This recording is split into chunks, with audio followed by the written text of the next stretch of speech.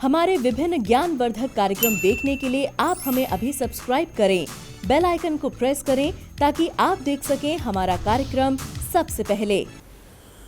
जय श्री कृष्ण। दर्शकों, जन्माष्टमी के उपलक्ष्य में सभी दर्शकों को, सभी साधकों को हमारी तरफ से बहुत बहुत हार्दिक शुभकामनाएं। इस बार जन्माष्टमी को लेकर फिर से कन्फ्यूज़न है और ये हर साल रहता है करीब करीब, और इसका एक बहुत ही सरल भाव है कि भगवान श्री कृष्ण के जो भक्त हैं वो अपने भगवान के किसी न किसी रूप को ढूंढने का प्रयास करते हैं और उसमें जहाँ कहीं भी उनका मन मानता है उस रूप में उस दिन वो अष्टमी मना लेते हैं। जैसे भगवान श्री कृष्ण का जन्म भाद्र मास के कृष्ण पक्ष की मध्य रात्रि रात्र 12 बजे अष्टमी में हुआ और रोहिणी नक्षत्र था, दिन था बुधवार। अब इसमें होता क्या है कि सूर्य उदय के समय जो अष्टमी होती है कुछ लोग उसको मानते हैं, और कुछ लोग जब रात्रि के मध्य रात्रि में अष्टमी होती है तो कुछ लोग उसको ले लेते हैं। अब कुछ लोगों का मन नहीं मानता, वो कहते हैं रोहिणी नक्षत्र तो आज है नहीं, रोहिणी नक्षत्र बाई द वे अगले दिन हो रहा होता है तो वो रोहिणी नक्षत्र को भी ले लेते हैं। खैर, ये तो हुई एक साधारण भक्ति और भक्त की भावना की बात, लेकिन मुहूर्त प्रकरण से हम देखें तो कहीं न कहीं सूर्य उदय होने की तिथि को भी तूल दिया जाता है कि जिस वक्त सूर्य उदय हो रहा है उस वक्त में क्या तिथि है और उस तिथि को ही मान्य माना जाता। लेकिन यहाँ मैं ये नहीं कहूँगा, अपने अपने सबके भाव हैं। अब यहाँ मैं पंचांग के माध्यम से कुछ समझाना चाहता हूँ। 11 तारीख यानी कि दिन मंगलवार है, लेकिन सूर्य उदय के साथ जो तिथि उदय हो रही है वो सप्तमी है, अष्टमी नहीं है। 11 तारीख को सप्तमी है, लेकिन सप्तमी जो तिथि है वो 9 बजकर के सुबह 9 ही मिनट के आसपास है। उसके बाद अष्टमी प्रारंभ हो जाएगी। नक्षत्र भरणी नक्षत्र है, रोहिणी नक्षत्र भी नहीं है। अब हम जो व्रत की स्थिति है मध्यरात्रि को देखें तो अष्टमी मध्यरात्रि में मिल रही है, तो इसीलिए हर बार ऐसी स्थिति आती है तो ये 11 तारीख का भी व्रत बनता है, 11 तारीख का भी स्मार्तों के लिए व्रत बनता है। लेकिन यदि हम वैष्णव स्थिति की बात करें तो उसमें यदि हम 12 तारीख की बात करें तो 12 तारीख को जो अष्टमी है वो केवल दिन में है। कितने बजकर? 11 बजकर के 20 मिनट तक 12 तारीख को अष्टमी है, यानी कि रात्रि में अष्टमी नहीं है, रात्रि में नवमी प्रारंभ हो जाएगी। लेकिन रोहिणी नक्षत्र उस दिन भी नहीं है। अब क्या किया जाए? अगर सूर्य उदय के साथ की तिथि को देखें तो वो तिथि बनती है 12 तारीख को। सूर्य उदय के साथ अष्टमी है, 12 तारीख को बनती है। तो मुख्यतः ज़्यादातर जो मत है वो 12 तारीख का निकल कर के आता है। तो यदि आप 11 तारीख का भी व्रत रखते हैं तो भी किसी तरह का कोई हर्ज नहीं है। भगवान तो सभी के हैं, और आखिरकार हम 11 में रखें, 12 में रखें, 13 तारीख में भी अनेकों स्थानों पर जन्माष्टमी मनाई जा रही है, क्योंकि 13 तारीख को रोहिणी नक्षत्र है। तो भगवान तो सभी के लिए एक हैं। आप 11 में रखें, 12 में रखें, तो भगवान तो सभी को अपना आशीर्वाद दे देते हैं। तो यहाँ कहीं कोई किसी तरह का आप दिमाग में कोई कन्फ्यूज़न न रखें, प्रेम से मनाएं। जय कन्हैया लाल की, हाथी घोड़ा पाल की। तो प्रेम से मनाएं, चाहे 11 में मना लो चाहे 12 में मना लो। लेकिन अगर जिन्हें सूर्य उदय तिथि ही लेनी हो तो फिर वो 12 तारीख को है। बहुत लोगों ने पूछा, शर्मा जी आप अपने हिसाब से कब कर रहे हैं?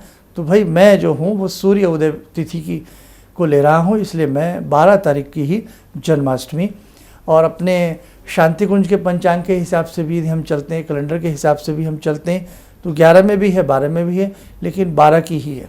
और इस बार जहाँ तक मुझे पता लगा है कि वृंदावन में भी जो है वो 12 तारीख की ही अष्टमी मनाई जा रही है, यानी कि जन्माष्टमी मनाई जा रही है। अष्टमी नहीं, जन्माष्टमी मनाई जा रही है, भगवान श्री कृष्ण की अष्टमी। तो भगवान सभी के हैं, चाहे उन्हें 11 तारीख में भजो, चाहे उन्हें 12 तारीख में भजो।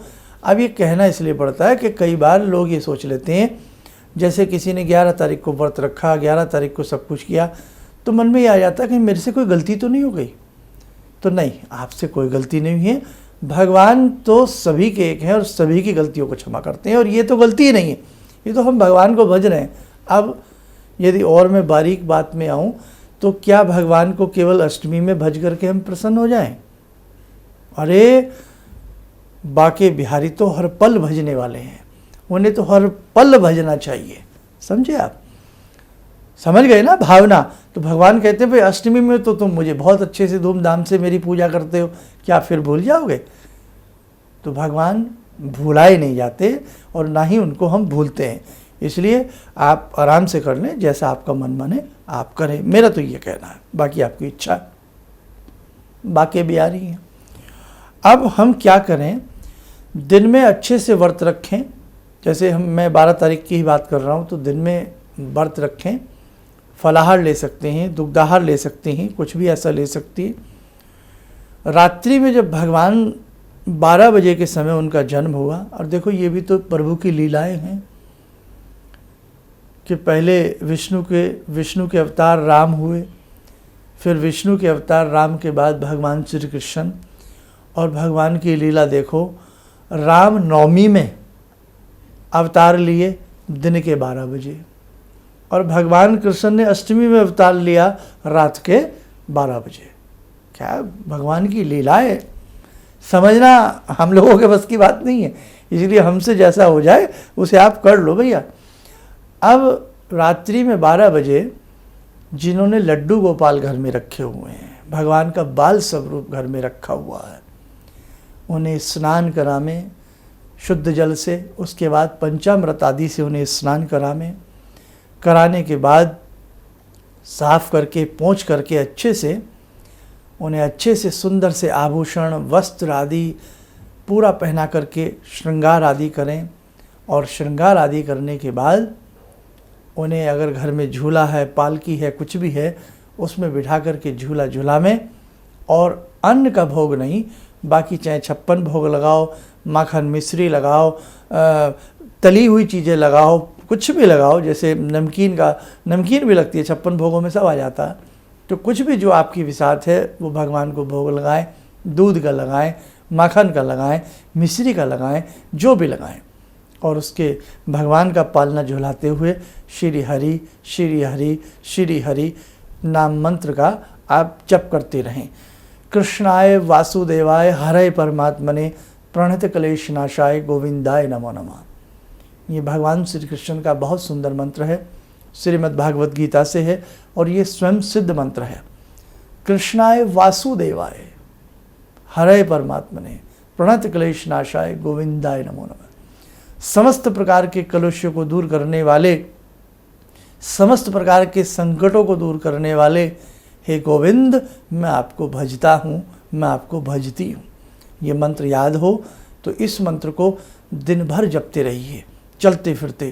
क्लीं कृष्णाय नमः, क्लीं कृष्णाय नमः, इसे जपते रहिए। कृष्णाय वासुदेवाय, इसे जपते रहिए। और रात्रि में जब आप झूला आदि झूला लें, फिर भगवान को आराम से विश्राम करने दें, और अपने व्रत आदि जैसे भी आप खोलते हैं, अपना व्रत आदि आप खोल लें। प्रसाद का वितरण कर सकते हैं, तुलसी दल डाल करके आप चरणामृत बना करके सबको बांट सकते हैं, उसमें मखाने वगैरह अच्छा सा बना करके। देखो भगवान श्री कृष्ण हैं, वो भगवान श्री कृष्ण हैं, वो संकटों से कष्टों से हमें बचाते हैं। तो ऐसे भगवान को हम, हर घर में बच्चे हैं, कितनी खुशी से हम जन्मदिन मनाते हैं ना। तो ये भी तो हमारे भगवान का जन्मदिन है, कितनी खुशी से हम जन्मदिन मनाते हैं। और हमारी संस्कृति की ये नायक है ना। हमारी संस्कृति के भगवान राम नायक हैं, हमारी संस्कृति के भगवान श्री कृष्ण नायक हैं। भगवान श्री कृष्ण ने कंस जैसे पापी से इस धरा को मुक्त किया। जब हम अपने छोटे छोटे बच्चों का भी जन्मदिन मनाते हैं, बहुत से तो 80 साल के हो जाते हैं फिर भी अपना जन्मदिन मनाते हैं। अगर हम सनातन धर्म को मानते हैं, हिंदू वाला दिल हमारे अंदर धड़कता है, तो हमें अपने नायकों का, अपने ऐसे पात्रों का, अपने ऐसे अवतारों का, अपने ऐसे पूजनीय भगवान श्री कृष्ण का, राम का, हमें जन्मदिन हंसी खुशी से जैसा भी हमसे मनाया जाए, चाहे सूक्ष्म रीति से ही सही, हमें अवश्य मनाना चाहिए। वृंदा, आपने सुनी है वृंदा की बात कि वृंदा ने कितना बड़ा तप किया यमुना के तट पर, और भगवान श्री कृष्ण से आशीर्वाद प्राप्त करके वर मांगा कि भाई मैं तो आपको पति रूप में स्वीकार करना चाहती हूँ। वही हुआ, और उन्हीं वृंदा के नाम पर वही यमुना जी हैं। वृंदावन शहर बन गया जहाँ आप वृंदावन धाम के लिए जाते हैं। उसी वृंदावन नगरी में छोटी सी बात बताना चाहता हूँ, उसी वृंदावन नगरी में भगवान श्री कृष्ण के जन्म की बात है। उसी वृंदावन नगरी में जो उग्रसेन नाम के राजा थे, उनका पुत्र था कंस। कौन था? कंस। अब उसके अत्याचार की मैं आपको प्रकाष्ठा बताता हूँ, कितना अत्याचारी था और कैसे पापी से धरा को मुक्त किया भगवान श्री कृष्ण ने। कि कंस जब जवान हुआ तो उसने देखा कि उसके पिता राजा हैं और गद्दी पर आसीन हैं। अपने पिता को ही उसने कारागार में डाल दिया, अपने पिता को ही उसने बंदी बना लिया। किसके लालच में? राज्य के लालच में, और राजा बन बैठा। एक समय वो आया जब बहन ब्याहने लायक हुई। कौन बहन? कंस की बहन देवकी। देवकी का रिश्ता तय किससे हुआ? वासुदेव से, यदुवंशी है। जब डोली उठने लगी और हंसी खुशी से सारा परिवार बहन को विदा कर रहा है, उसी समय आकाशवाणी होती है। क्या आकाशवाणी होती है? आकाशवाणी हुई, हे कंस, जिस देवकी को आज तू बड़े हंसी खुशी के साथ विदा कर रहा है, उसी के 8वें गर्भ से तेरा विनाश होगा। अब कंस पापी घबरा गया, कहाँ बहन की डोली विदा कर रहा है और कहाँ मौत के भय ने उसे हक बका कर दिया। बहन को विदा करता करता शायद ही कोई ऐसा भाई होगा कि जिसने बहन को कारागार में डाल दिया हो। उसने डोली को उठने ही नहीं दिया, उसने मयान से तलवार खींची और अपने ही जीजा का वध करने के लिए तलवार उठाई, वसुदेव का। अब देव की सामने आ गई, बोले भाई ये अन्याय ना करो, और मैं आपको वचन देती हूँ कि मेरे गर्भ से जो भी बालक पैदा होगा वो मैं आपको सौंप दिया करूँगी। मान गया, क्योंकि भगवान श्री कृष्ण की लीला बड़ी अद्भुत है। कारागार में बहन को भी, वसुदेव को भी बंद कर दिया गया, पहरेदार बिठा दिए गए। एक एक बालक पैदा होता, पत्थर की शिला पर पटक करके मारता, उसका वध कर देता। कैसा निर्मोही इंसान, मृत्यु से इतना भय और इतनी उसके अंदर किसी प्रकार की कोई फीलिंग नहीं। पिता कारागार में, बहन कारागार में, बताइए साहब, ऐसा असुर। लेकिन भगवान की महिमा अद्भुत है, जो होनी होती है वो होती रहती है। बोलिए भगवान श्री कृष्ण की जय। 8वें गर्भ का जब समय आया, भादो के कृष्ण पक्ष की अष्टमी, रोहिणी नक्षत्र की बेला में भगवान श्री कृष्ण ने जन्म लिया। उस समय सभी पृथ्वीवासी गहरी निद्रा में सो रहे थे। चारों ओर घोर अंधकार छाया हुआ था, मूसलाधार वर्षा हो रही थी। किंतु यह ईश्वर का एक चमत्कार ही था कि वसुदेव जी की कोठरी में एक अलौकिक प्रकाश छा गया।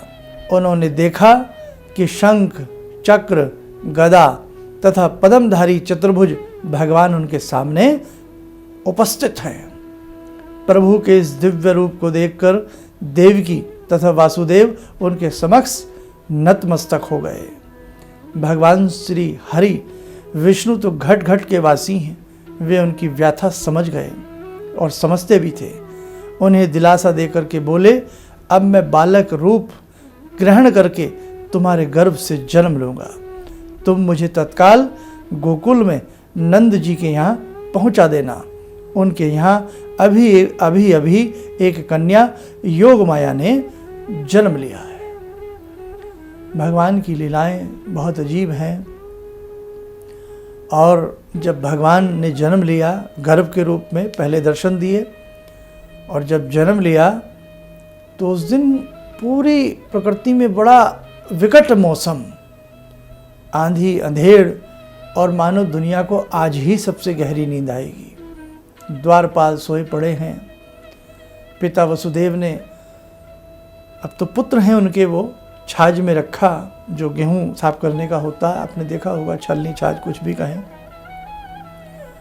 और रास्ते में यमुना जी पड़ती हैं। अब यमुना जी तो बहुत गहरी हैं, लेकिन भगवान ने पहले ही कह दिया था कि जब तुम मुझे लेकर के वहाँ से जाओगे तब तुम्हें यमुना जी रास्ता दे देंगी। अब जब यमुना जी में प्रवेश किया, बालक सिर पर यमुना जी में प्रवेश किया, तो यमुना जी को भी लालसा उत्पन्न हुई कि मैं प्रभु के पैर छू लूँ।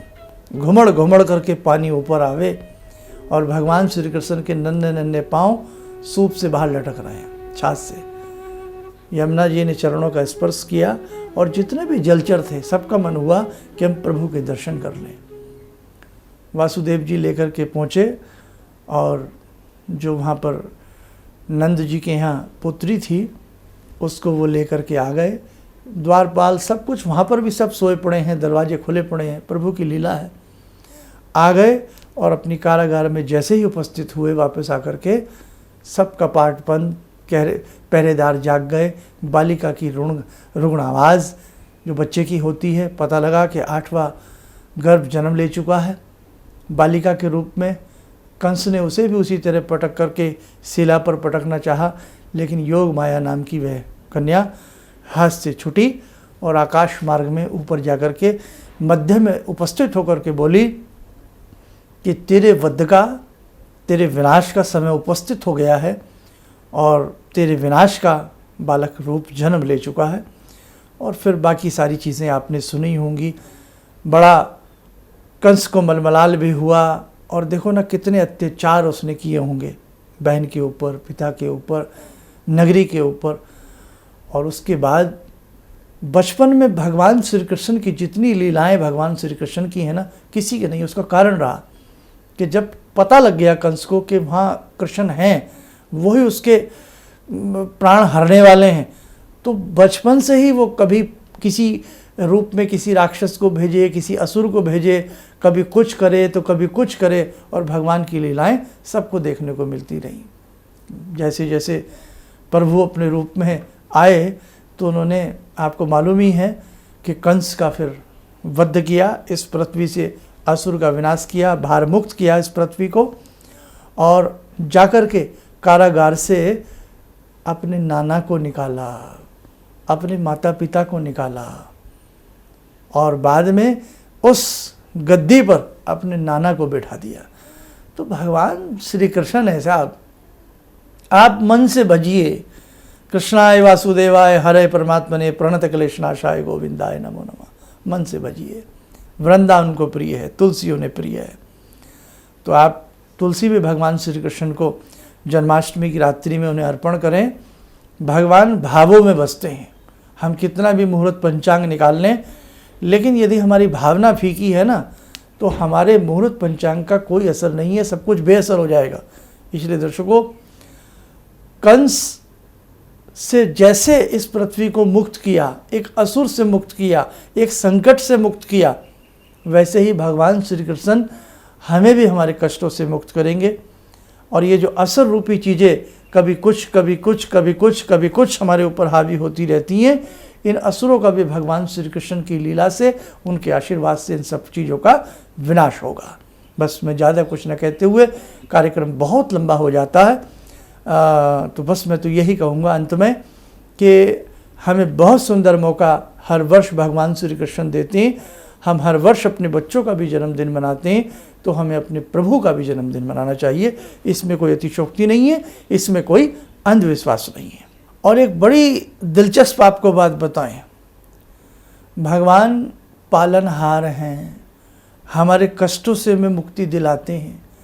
सारे संसार की डोर भगवान के हाथ में है, लेकिन हम सौभाग्यशाली हैं, जन्माष्टमी के दिन भगवान श्री कृष्ण के पलना की डोर हमारे हाथ में होती है। समस्त संसार की डोर जिनके हाथ में है, जन्माष्टमी में वो हमें ऐसा अवसर देते हैं कि हे भक्तों, आज मेरे पलना की डोर आपके हाथ में है, तो पलना अच्छे से हिलाइए, अच्छे से उन्हें झुलाइए। जय कन्हैया लाल की, हाथी घोड़ा पाल की। नमस्कार। भगवान से जुड़ो, और भगवान को से जुड़ने का जरिया आपने बताया, बहुत अच्छा लगा, बहुत धन्यवाद। और सनातन धर्म को जिंदा रखने के लिए आप जो प्रयास कर रहे हैं बहुत सराहनीय है। हम लोग को मौका मिला है, हम लोग भाग्यशाली हैं जो आपके करीब आने का हम लोग को मौका मिला है। किसी भी समस्या के समाधान के लिए मिले प्रसिद्ध हस्तरेखा एवं वास्तु विशेषज्ञ प्रोफेसर धर्मेंद्र शर्मा जी से। नोट: शिविर में भाग लेने हेतु एवं व्यक्तिगत रूप से मिलने के लिए कॉल करने का समय सुबह 10 बजे से शाम 6 बजे तक। हमारे विभिन्न ज्ञानवर्धक कार्यक्रम देखने के लिए आप हमें अभी सब्सक्राइब करें, बेल आइकन को प्रेस करें ताकि आप देख सकें हमारा कार्यक्रम सबसे पहले। और अधिक जानकारी के लिए फेसबुक पेज को लाइक करना न भूलें।